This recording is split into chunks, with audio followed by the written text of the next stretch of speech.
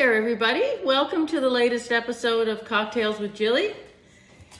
I have a special treat for all my listeners tonight. A guest you never saw coming. I have a guest star coming today, or a guest host with me, and I'd like to introduce him as my father, Nelson. Some of you may know him as Big Dads. Get on in here, Big Dads. Well, what a pleasure it is to be here. Now, Jill, how many people would we be talking with here today? 10, 20, 50? Maybe as high as 100. Woo, I never thought I'd be such a star in such a short period of time. Now, Dad, what are you making for us today? We're going to make a coffee, Irish coffee.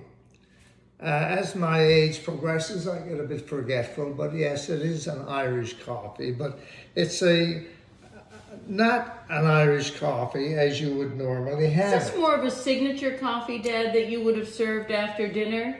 Well, we would have served them before dinner, after dinner, before bed. Okay. In fact, generally in the day, we would have probably drank a half a bottle of rum and a dozen beer, and then had a half a dozen of these. Wow, that would be after the wine with the meal, of course. Those will really put you on your ass.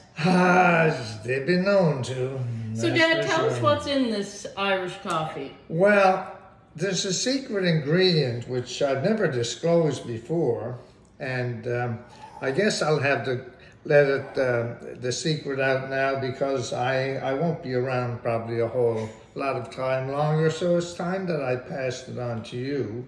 And the secret, believe it or not, is probably about a half ounce of Tia Maria.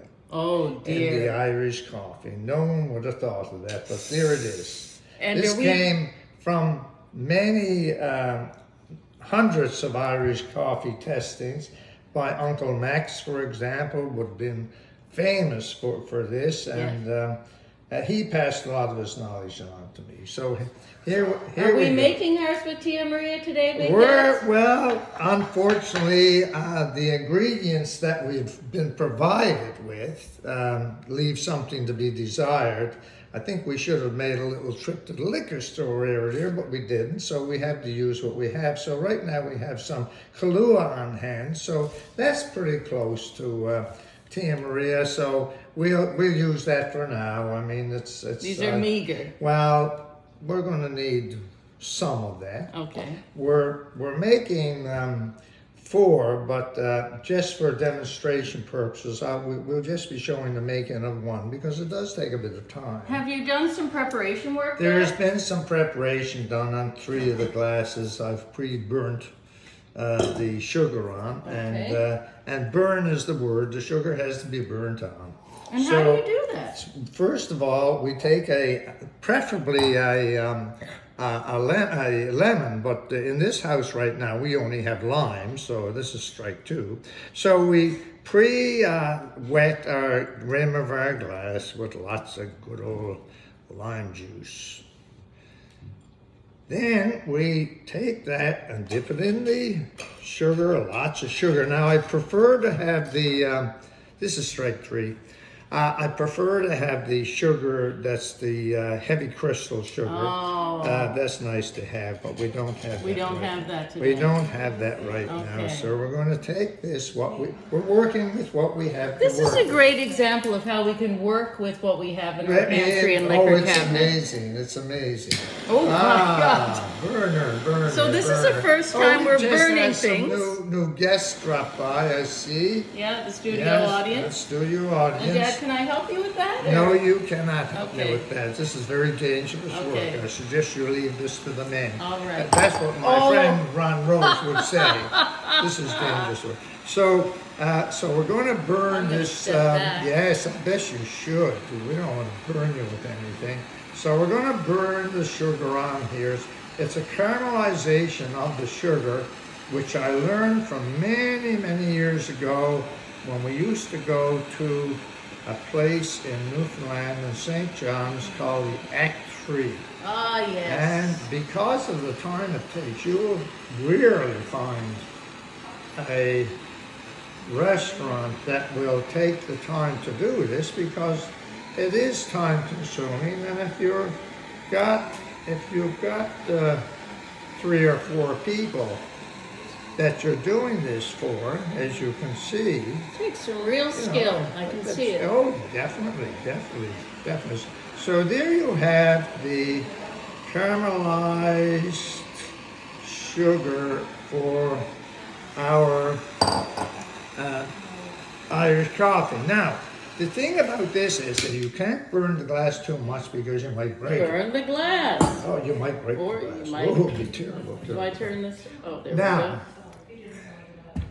you have a measuring glass, I see. Yes. This is not the way things are done back in the day. Okay. When probably before there was such a thing as a measuring glass. Yes.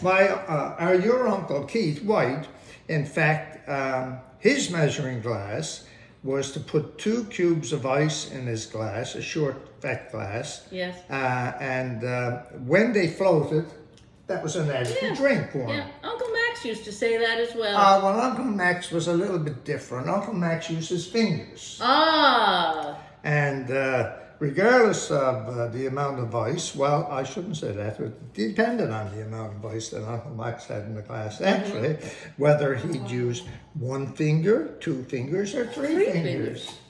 So 3 fingers, if this was a drink, that'd be different. But this is Irish coffee, and so using Jameson's, by the way, Jameson's Irish whiskey is the only Irish whiskey to use in this drink. Why is that? It's got a nice flavor of in between whiskey and Scotch almost to I it, see. because really Irish whiskey is the Scotch for Scotch whiskey. I'll put it that way. I know a lot of people don't agree with that, but basically that's different brewing process. How's the audience enjoying our chat? We have a bit of a live audience, Yeah, which is really a pleasure. It's not something we often see for the show. Now, so what we're going to do, we need a couple of ounces, or Eyeball. Uncle Max's terms, there's no eyeball. Oh. There's our fingers. Oh, right, fingers. So I can give you 1, 2, or 3 fingers. All right. Now, I'm just going to go 2 fingers. So 2 fingers in a glass with nothing in it, I'd suggest that might give you about 2 ounces. Merciful day. So, merciful day. Yes, of course. On a Thursday. On a Thursday. So, these glasses are somewhat sloped at the bottom, so we'll, do our 2 fingers in a reasonable sort of like that. So we will do like so. So that's probably a couple of ounces. Now, coffee has to be added at this point, but the thing about the coffee we have here again tonight is decaf coffee. I would recommend that we use the high test, but anyway. Well, but we have some decaf drinkers here. And this Yeah, is a I nice understand. organic coffee from Lunenburg. Yes, I'm sure it's wonderful, but in order to prepare the Irish coffee in its proper historic manner, Yes. the high The test high coffee test is would preferred. work. Okay.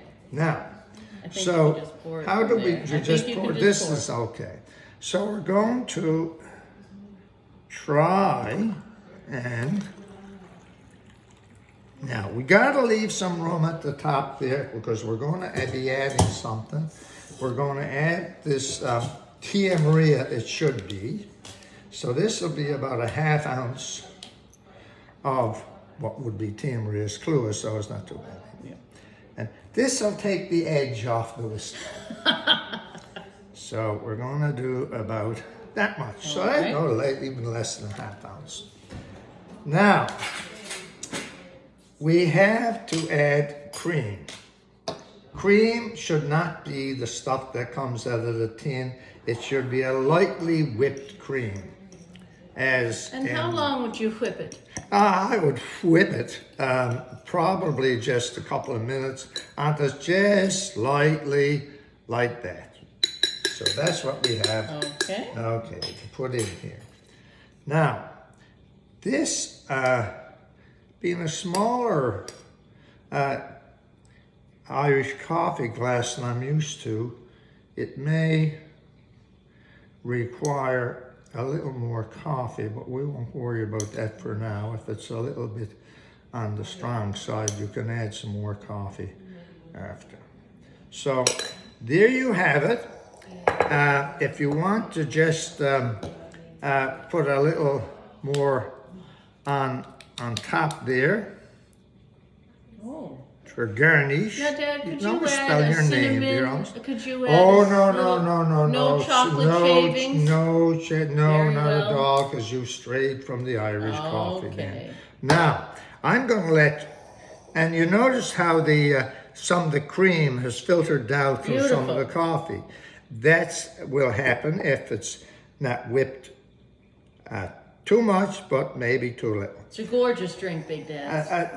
You can have a shot at that one. And I see what usually you like think. to stir mine, but that's not the No, way definitely to do it. not. You have to sip the coffee through the cream. Well, bottoms up. Good God.